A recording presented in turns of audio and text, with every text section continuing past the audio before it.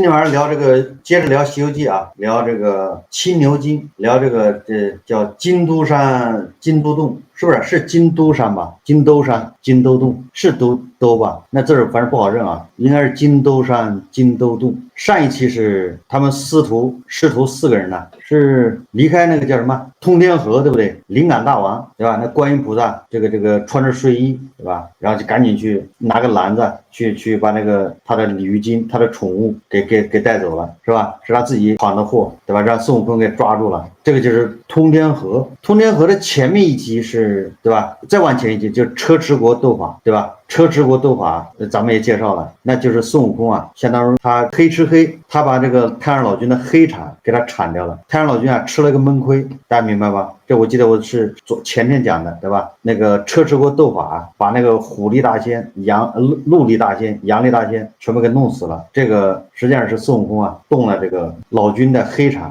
对吧？老君在人间，在下面搞这些灰色产业，占地盘，发各种毕业证、培训证，对吧？办各种培训班，对吧？扩充自己的地盘，被孙悟空这么一搅，老君吃了个哑巴亏。太上老君啊，对吧？他也不能上去说这是我的人，对吧？他也不能孙悟空理论，也不能找佛祖，他吃了个哑巴亏，所以有了后面的青牛精啊，金都山。那这个青牛精是怎么回事呢？对吧？这个唐僧啊，这师徒几个人过了通天河以后啊，接着走，唐僧又这样啊，疑神疑鬼说啊，叫徒弟们，就是孙悟空啊、猪八戒和唐僧和沙僧过来说，你看啊，前面那个山啊，长得好险恶，然后这马也不好走，非常陡峭，然后这个山高密林，树林啊，然后这个肯定有妖怪，说你们小心。那孙悟空就说了，说师傅啊，说现在我们这个师兄几个啊，正是齐心协力，什么妖怪都不怕。哎，他们过了通天河啊，这个还有那个叫什么黑水河，对吧？那个车迟国斗法等等，经过这些之后啊，这个猪八戒、孙悟空、沙僧之间关系啊，是比以前也好多了，比他打那个白骨精的时候。这就是孙悟空说的，哎，说我们师兄几个现在关系非常好，这个团队啊非常稳定，所以什么妖怪都不怕。那唐僧就说了，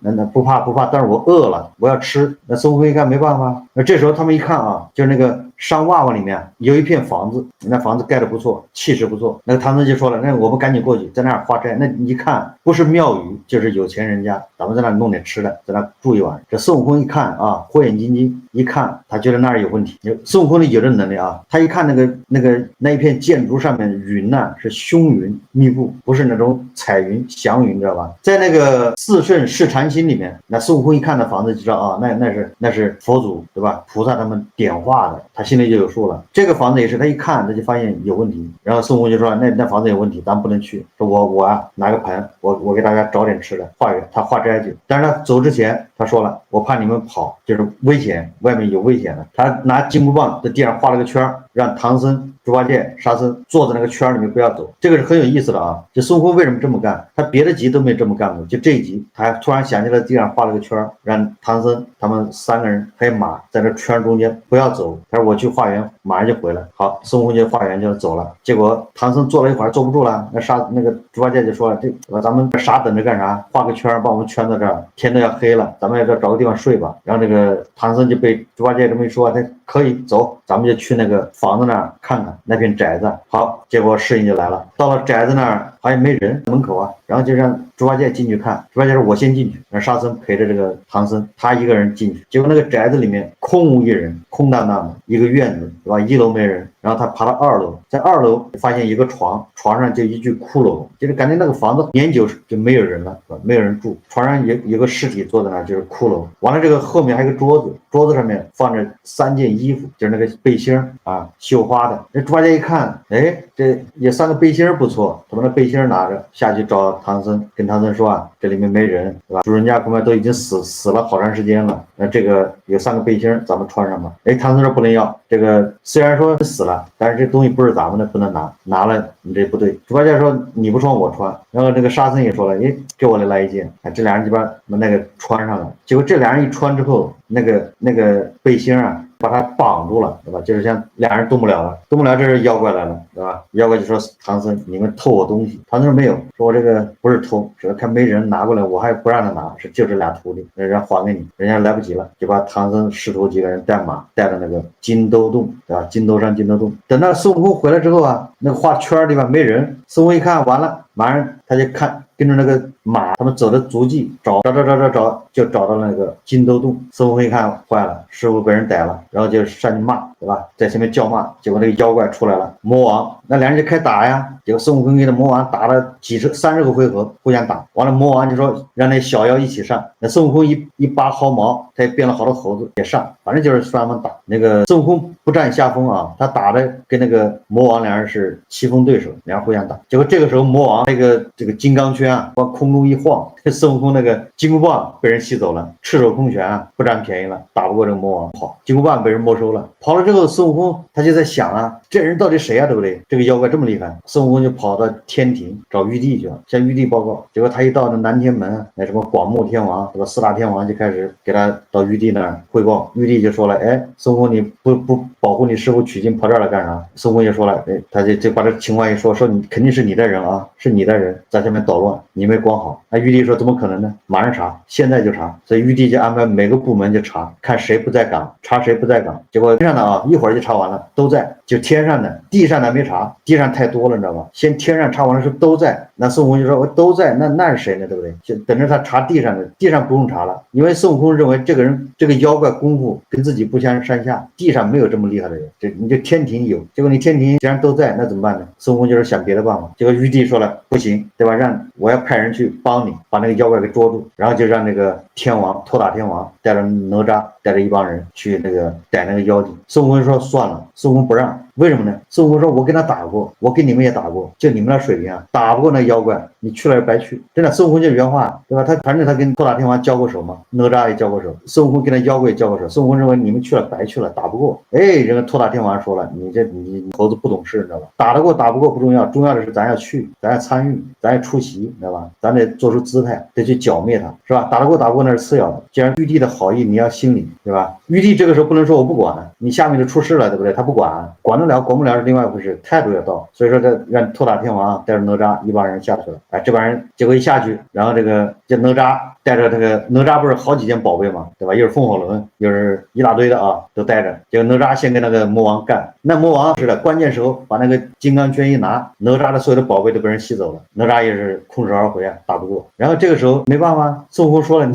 孙悟空都说了，你肯定打不过，你知道吧？你们就是胡整。后来那帮人就说了啊，说这个那怎么办呢？说这个金属的啊武器容易被他吸，估计这个火啊他应该吸不了，他那金刚圈啊，那个孙悟空也说了，这估计是火烧他雷他，你那个金刚圈就没办法了。所以哎，孙悟空说那行，他说这样子，我到天庭我再搬救兵，把那雷公雷母还有那个什么放火的火神是吧，把他都叫来帮忙。结果孙悟空上去跟玉帝一说，哎行，把雷公啊把这个人带下去。这人来之后又是一样的啊，孙悟空先去叫骂，把那个魔王给他骗出来了。骗出来之后，然后就跟他打的时候啊，那个雷公就雷呀，对吧？是那个还放火，先放火烧他。结果人家又拿圈一吸，把他那放火的工具都没收了。这下傻了，你知道吧？孙悟空一看完了，晚上他们商量，那天王李天王还有哪吒还有这个雷公这些人跟悟空商量。孙悟空说，他说怎么办呢？我这武器他妈都被人没收了，怎么弄啊？孙悟空说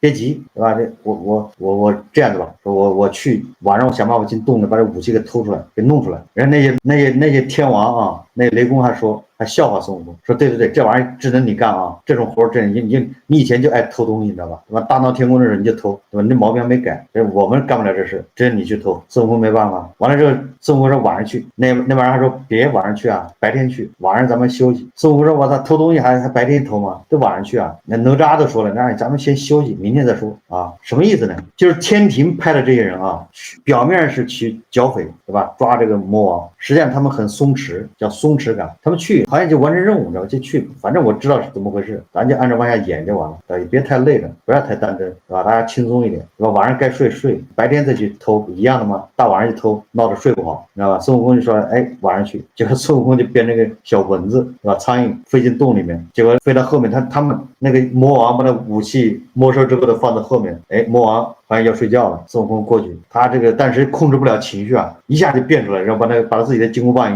一拿人家妖怪就知道，人家追，对吧？他就把金箍棒掏出来了，好像是这样的了啊。然后后来啊，应该是他拿毫毛一变成好多小猴子，你知道吧？把那个哪吒的那些武器给他偷出来了，对吧？偷了几个武器出来，哎，他们一看，哎，武器出来很高兴，你知道吧？孙悟空也有了，哪吒的武器也有了，他们很高兴。第二天说啊，咱们一起上。上一次我跟你说，上一次为什么败了呢？就没有一起上，这回我们一起上，对吧？好像这样的啊。然后第二天，孙悟空也把那个妖王、魔王给他骂出来，然后哪吒他们一起上，这些兵天将啊，打得好开心，是吧？一顿乱揍，结果人家那魔王把那个金刚杵一拿出来，把这些人的武器再次没收，全部没收了，连那个打雷的雷公还那烧火的又没收了，一把没收又没收进去。这个孙悟空一看完了，对吧？后来他们出了个主意，孙悟空说火不行，水肯定行，火烧不了他，对吧？放水淹他，水淹七军嘛。好，孙悟空又跑到天庭，又去搬救兵去了。结果到天庭的时候，这个管水的啊，水神叫什么？他不是龙王啊，是水神。这个水神正在干什么呢？正在点人，点那个地上啊，就是地下的哪些人。有没有可能人不在的，是不是他变成妖怪了？他还在点，他没点完，知道吧？孙悟空说别点了，对吧？你的人没这么高的水平，你赶紧对吧？跟我一起去，这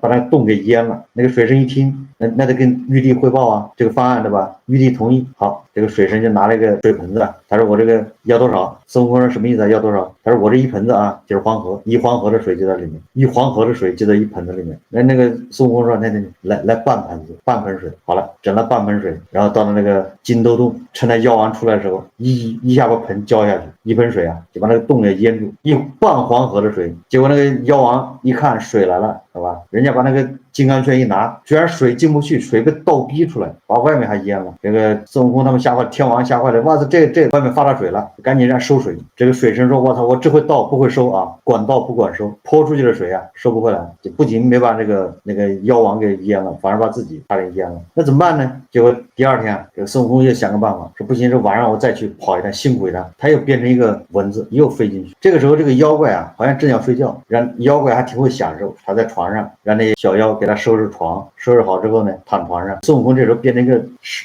狮子，你知道吧？跑到他那个胳膊上咬一口。这个妖怪啊，把那个金刚圈呢套在胳膊上面，套在胳膊上面，睡觉的时候套在上面。他不是说放在什么床头，放在枕头下面，放在手上捏着，不是，他是套在这儿，你知道吧？然后孙悟空呢就跑到那个金刚圈下面咬了一口，希望他痒啊挠把那个撸下来，对不对？把那圈撸下来，然后孙悟空就把它拿走。结果这哥们啊痒，他忍着，孙悟空又咬一口，他又痒，然后他就骂这些小妖，这些小妖被子都不那个拍一拍，对吧？上面有狮子的话你都不管啊，你这人都讨打，有狮子咬我。这个孙悟空一看没办法，这不咬他都不动，知道吧？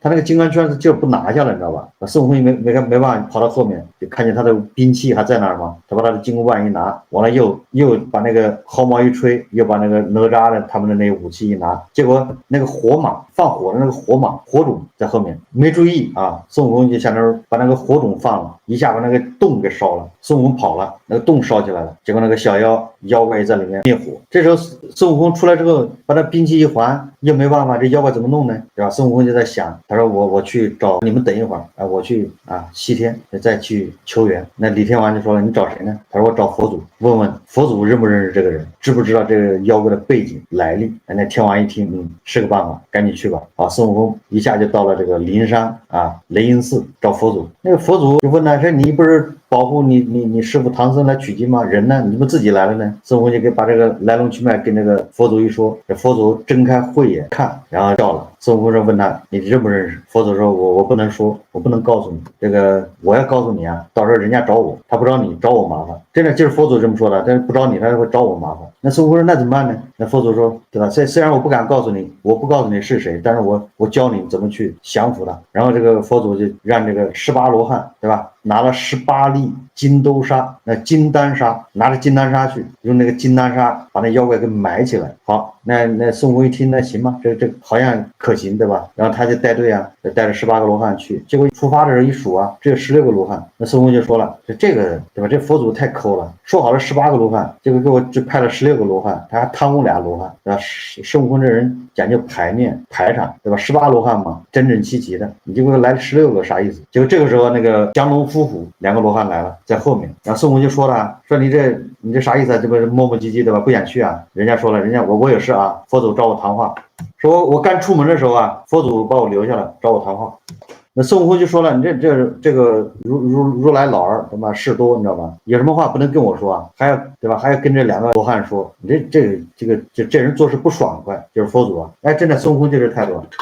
然后孙悟空就带着18罗汉啊，到了金头山，又是的，孙悟空就把那个妖怪给骗出来，知道吧？好像这个时候孙悟空他们舞兵器啊，又是啊，对，兵器还在手上，拿着兵器来这个揍这个妖怪，然后互相打。反正哪吒他们都又一起上，一直过干，知道吧？那个妖怪把那个还没举呢啊，这时候那个18罗汉把那个金丹砂往下一扔，就把那个妖怪，好像就那个金丹砂已经把妖怪就是埋到这个膝盖了，对吧？结果这个妖怪把那个金刚圈一拿出来，孙悟空、哪吒气，对吧？那个什么水神的啊，那个火神的那个武器全部给没收了，还有金丹砂全部给收了，人家又进去了。这帮人在外面兵器啊全部被人没收。这孙悟空说佛祖又不行呢，对不对？佛祖叫来的18罗汉，你对吧？水平不行，佛祖都搞不定他。孙悟空说这是谁呢，对吧？结果这时候降龙伏虎就说了，说大圣啊，说有办法了。孙悟空说有什么办法？咱们武器都被他没收了。那个降龙伏虎就说了，他说我们出来的时候，佛祖把我们留下，告诉我们俩啊，如果金丹砂被他没收了，那就好办了。你呀，就让你赶紧去找这个老君，去那个离恨天，对吧？兜率府找老君。这个孙悟空就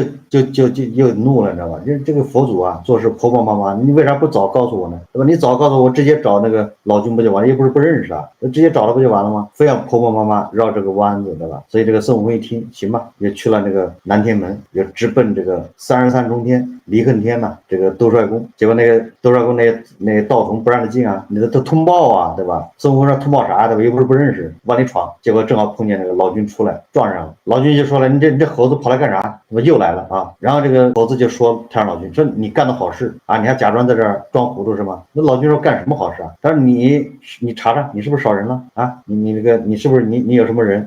宝贝有没有少？宝贝有没有少啊？你在下面，我跟我师傅对吧？他把这一讲，那个老君一听，马上就查，结果发现他那个一个童子啊，管他坐骑的那个管他牛的那个童子睡着了。哎，他把他叫进问他，原来这个童子啊，在那个丹房里面捡到一粒叫什么七环丹，捡到一粒啊七环丹，那童子就把它吃了之后就睡着了，要睡7天。结果趁这机会，他那个青牛就偷偷跑了，下凡了，跑了金兜洞、金都山，关键还把他的这个金刚圈给带走了。那老君还说了，完了，这个宝贝被他带走了，说跟孙悟空又说一遍，又吹一遍啊。他说我那个金刚圈是当年我出关打虎的时候带着的，套在牛鼻子上的，那个宝贝啊，降妖伏魔，对吧？这是什么武器？一切不管是什么东西都可以把它吸收。他说我这个叫应该叫芭蕉扇吧，我这个芭蕉扇如果被他一把拿走，那我都拿他没办法，就是老君都拿他没办法了。幸好芭蕉扇在老君手上，否则的话那个青牛精啊，如果把金刚圈和芭蕉扇一把拿走，老君都拿他没招。所以这个时候老君说，那咱们去看看，就带着孙悟空到了那个金都山，然后让孙悟空你去把他叫出来。孙悟空这时候又跑去喊骂，让那个妖怪出来。魔王，这个魔王一出来，孙悟空嘎就给他扇了一巴掌就跑，扇了一巴掌就跑。这个妖怪就追他，结果这个时候老君就喊了，是吧？孽畜，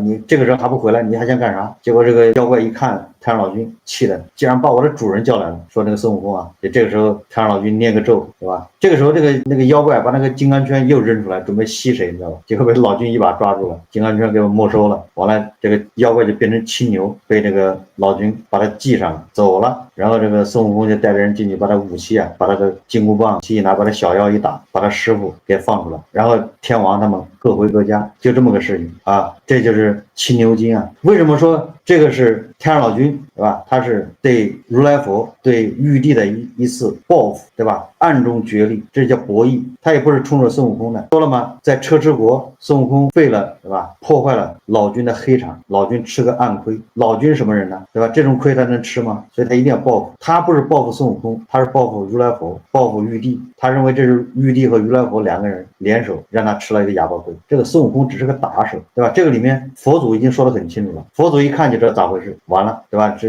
还是你猴子，你惹的祸，你得罪人了。但是呢，我也不能让你直接找他，你要直接找他，他不会找你的，他要找我，他要跟我斗，对吧？所以我也不能说是谁。